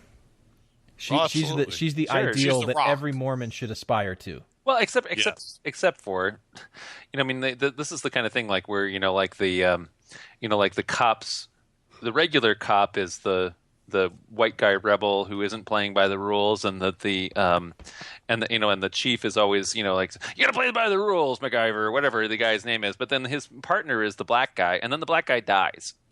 In other words, so she's one day from retirement. Sorry, right, exactly. And so she, or the gay guy. I mean, like the wise gay sage in the movie. He don't live happily forever after. If you've got a movie, 4 Weddings and a Funeral, guess who's going to die? It's the wise gay sage, right? So in the same way, the crippled girl is going to die. She's not the hero. The hero, so she's. I mean, she's kind of the Mormon hero, but Jimmy's the cautionary tale. Yeah. And so the best Mormon is Todd. Right. Because he wasn't born. He wasn't given everything at birth. That's right. I mean, that was really weird too. It's like I thought I was always taught in the pre-existence, like the valiant were born Mormon, and he seemed to be one of the valiant ones in the pre-existence. And then God does another dick move and makes him this suffering artist that just never fulfilled. No, you're seeing it wrong. See, God put him in that position to ensure that he would meet Julie, the person he was meant to be with. Any other way, and it wouldn't have worked out. So God, in His infinite wisdom, set that up. Yeah. Yeah. Right about His all-knowingness was turned on. Wow. Did God kill your puppy? Many of them. Yeah, my first puppy was Fifi. He killed him. You got to forgive God, man. I'm talking about the God of Saturday's Warrior. I know. Okay. So it all comes down to the big confrontation in the park, except for it's also between people that are either not born yet or dead. So in other words, Emily, that are in the exact same spirit world, right? The spirit worlds overlap. Yeah, that's one of the big doctrinal problems that people had with Saturday's Warrior, is that Mormon doctrine does not teach that the spirit world and the pre-existence overlap. You can't communicate. But the spirit world is baby pre-existent Emily is hanging out here with dead Pam. Yeah, right. Or that as soon as you die, your memory that you lost when you were coming to Earth is instantly returned. Yeah, and that's not Mormon doctrine. Yeah. Wait, it's not? No. Otherwise, you wouldn't need missionaries in the spirit prison because that's true. The veil would be removed and you would know everything. Right. You'd be like, oh yeah, God. Right. Yeah, the same spirit which possessed you in this life will possess you in the next life. But then when do you get the knowledge of the pre-existence back? Yeah, the pre-existence after the judgment. Maybe. That's stupid. It hasn't been revealed yet, Matt. There's still many things yet to be revealed. And you know what, Matt? It's in the book of Joseph of Egypt. Right. It's not pertinent to your salvation, so stop worrying about it. Right. It's like whether or not the pearly gates roll or swing. Yeah. All you need to worry about is paying your tithing, dude. Yeah. Yep. Cling to the trunk. Yeah. Pam, why do these things happen? I don't know all the reasons, Emily, but a lot of it has to do with free agency. But my free agency says I want to go down to this family, not to another one.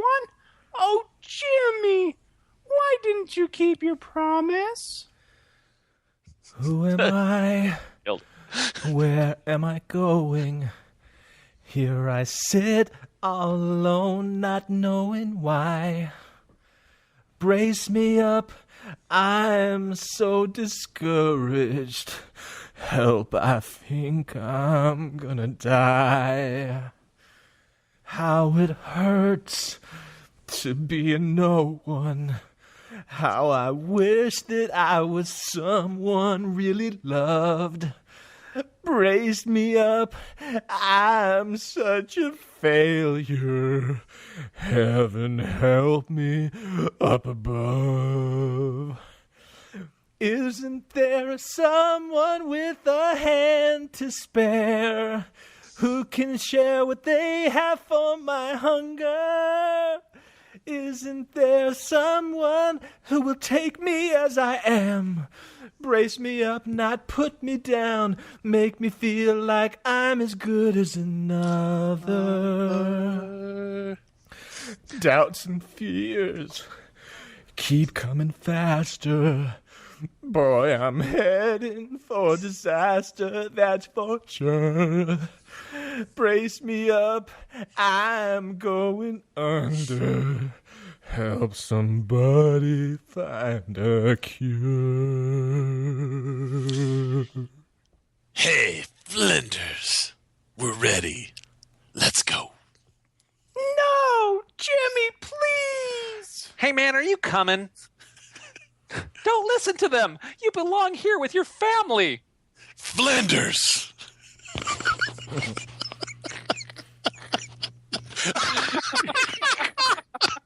Your friend too, also, Randy. Oh, I'm friend too. What's with him anyway? It's still not too late. If you, it's still not too late. If you just remember your promise. Try, Jimmy. Try. Hey, man, are you all right? We were going to pull together. It was your idea to pull together.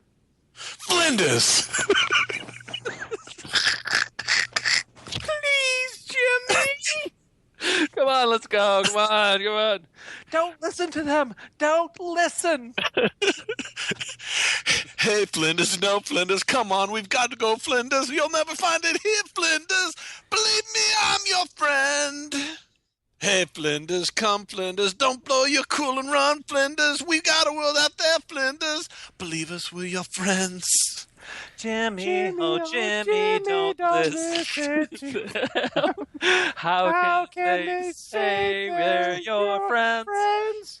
If they take you away from your family and home, they'll leave you alone in the end. Isn't there someone with a hand to spare who can share what they have for my hunger? Isn't there someone who will take me as I am? Build me up, not put me down. Make me feel like I'm as good as another. Jimmy, we love you. That's all we have to offer. Jimmy, we need you. Please don't turn us away. Hey, Flinders, stop, Flinders. We're here to help you out, Flinders. We've got a world out there, Flinders. Believe us, we're your friends. Jimmy, don't listen to them. How can they say they're your friends? Isn't there someone with a hand to spare who can share what they have for my hunger? Jimmy, we love you. That's all we have to offer. Come on, we got to go, Flinders. Jimmy, Jimmy, don't listen to them. Isn't there someone with a hand to spare? Jimmy, we love you. Hey, Flinders, no Flinders. Come, Flinders, run, Flinders. Stop, Flinders. Now, Flinders. Flinders, please, Flinders. Jimmy, we listen to them. Jimmy, don't listen. Please don't turn us away. Okay, we failed. Very Jesus Christ Superstar. Yeah. Jimmy, we love you. Todd, it all fits together now, doesn't it? Because now you've been converted by Kessler and Green. I know. No, this is the greatest part. I love it that like this guy, and who's like every who's, like, single wrestling with missionary life's does. Questions. Every But then single he's like, missionary brings home with them the person that they've converted. yeah. It That's goes just back what to his happens. Right. Even, Well, like, the one guy, five because he only had one. Yeah. Yeah, where did he serve? Oh, he served in Idaho. And he only had one baptism? Wow. No, San Francisco. Well, in the play, I thought he served in Idaho because I remember there was a line that said, "The people of Idaho need us." Wow. I can't believe that they were having a summer of love in Idaho. I guess the Flinders were from Idaho. Jimmy's on drugs in Pocatello. No, Idaho Falls, you dumbass. Okay. Oh, no, maybe it was Boise. Woo. It all fits together now, these feelings I've had. I lived before I came here. Please, dear Father, what are these feelings? I am a son of God. I have a destiny, an eternal purpose. Feelings of forever come so very strong. They follow us like jewels that light the path behind. Calendars of time we almost Is that Marge knew. Simpson? That trembled in a lamp much brighter than the sun. I recall the morning you arose, shining like a star on an endless sea of sand. and a tender child in There your you go. eyes. As the compass drew us out, I took your hand. And now we lift the veil and try to understand. And reach for what we were before we were. To finally come again back to the start where we began.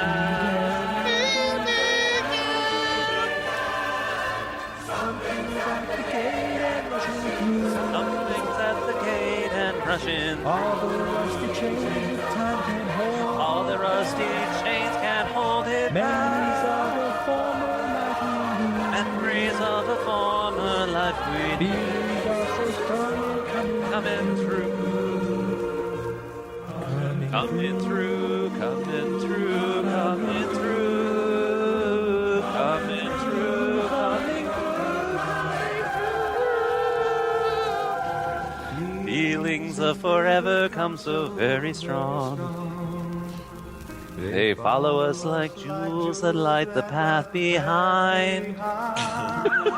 Calendars of time we almost knew, that trembled in a lamp much brighter than the sun. Than the sun. Well, I think Matt, you don't know that 74 version where Julie is like so over the top operatic. It's like the weakest link of that 74 cast. No, yeah. But yeah. Was that the last song? That's so it. now we Well, got there's the they have a couple reprises. reprise. Yeah. But We've done it. Yeah. Wow. That took a lot less time than I thought it would. So for the two listeners that are still with us, go to our Congratulations. website and type in the word aardvark. For a special And you'll prize. get an ice cream cone from us. I thought it was fun. Well, it's fun to record, but I don't know if it's fun to listen to. Listen to it. I don't know. If I knew that, because Glenn was like, "Oh, we're gonna do Mystery Science Theater 3000," and I was focusing on the play. But if I had known this was gonna be like a total sing along, I would have been listening to this shit on a loop, so I could have contributed better. Yeah, but I mean, Randy, that's lame because John's been talking about this for a month. Yeah, dude. Come on. Yeah, but it seemed like you guys. Come on. It seems like you guys abandoned it. You've dissed me, Randy. Yeah. Yeah. Well, but it seems like Glenn. You were changed more the whole interested in a format. new Bart Ehrman book and all the other podcasts that we've done since John talked about this. That, jeez, man, and had like living a life and being a dad to your kids and a husband to your wife. Jeez. And job. Job. Come on, Randy. But what I'm really impressed with is that you guys have listened to this a lot. The soundtrack. Yeah, no, besides Randy, I'm really impressed with the other two. Besides Randy. Oh, that cut me deep. You know what? You can't stay at my house anymore. Oh no. That hurt, man. Yeah. So, has anyone seen the sequel to Saturday's Warrior? No. Do they have one? Oh yeah. No. I think there's you guys two. got to do that with somebody else. I've heard about it, but I haven't seen it. Star Child. Yep. Oh, wow. So who's the star child? I don't know. I don't And know. I don't care. I think we all are, I don't know, and I don't care. The real sequel to this thing is Battlestar Galactica, the 1978 version. So we should do something with that. By your command. Mormonism is just incapable of good art. And I defy any of you to show me how I'm wrong. There's some nice music that has like some layer and depth to it, and is able to manipulate emotions pretty well. Yeah, and I admit to that. Like, there's, despite myself, there's some songs that I listen to from this musical that I get goosebumps, and I'm like, oh, god damn it, goosebumps. No, I like you know this. you know what I'm saying? Does that make sense what I'm saying? It's like, oh, that's really catchy and speaks to my really bad nature. Well, also wherever you were conditioned to get goosebumps in these areas, like your brain's been wired that way by Mormonism, right? So it touches on that, and now it's the nostalgia factor that gives you those goosebumps, but it's still there. Yeah, and those damn goosebumps are involuntary, and I feel them, and I'm like, oh no, you shouldn't feel that. Yeah, but I feel them, so it's I tip my hat to Lex de Azevedo. Yeah, it's the same goosebumps I feel when I listen to the Police. Is that like a dig at the Police? Take that, Sting. Yeah. Oh my god, just gave me goosebumps.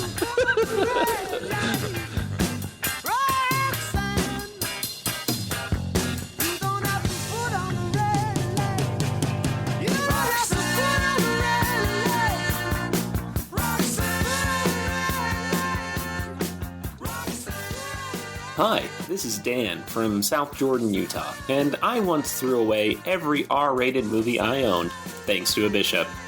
I somehow forgot Heat. I guess it's the Lord's tender mercies. You can comment on this episode on the website, infantsonthrones.com, and if you really like what you hear, give the Quorum a 5-star rating and write a short review on iTunes. I did. Anyone for the closing prayer?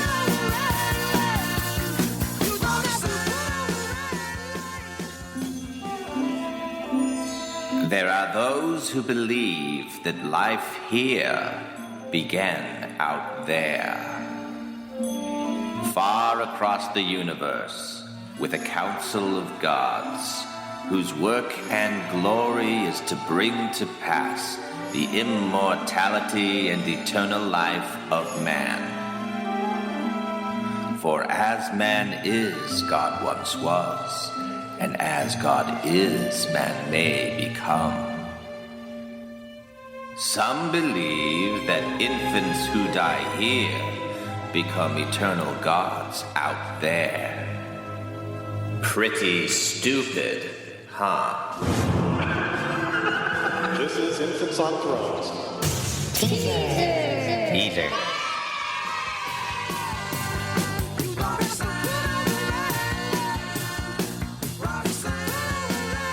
Thank you for listening to Infants on Thrones.